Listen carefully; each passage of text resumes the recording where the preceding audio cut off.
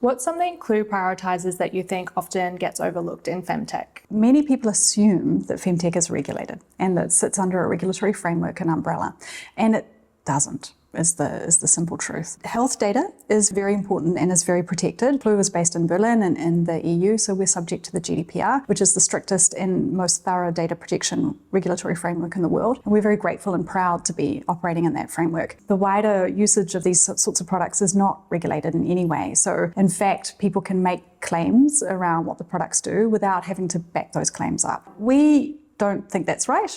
And we think that because we are dealing with sensitive health data and we're dealing with people's health and information that is really personal and that is really important and that people can make big decisions based on, we think we should operate in a regulatory framework. So we are voluntarily registered as a Class 1 medical device in the EU, which means that we can be subject to being audited. We are regularly audited, and we have to be able to document and demonstrate everything that we do in terms of how we develop the app, why we make the decisions we do, how everything flows through from a user need through to a solution in people's hands, and how we treat and manage everything through the company. So not yes, the data, that's really important, but everything else as well. How do we onboard people so that they understand what the importance and the criticality of what they're working on? How do we make sure that there's a clear traceability around our suppliers and the people who work with us, because we can't do everything on our own? How do we make sure that we are really clear and transparent around our financial framework as well, so that we have everything documented and transparent and visible? You've hit the nail on the head with everything that I have discovered along the way, which is exactly what has led me to Clue, and you are doing this in a space that doesn't force you to, and that's something I really admire. We also think it's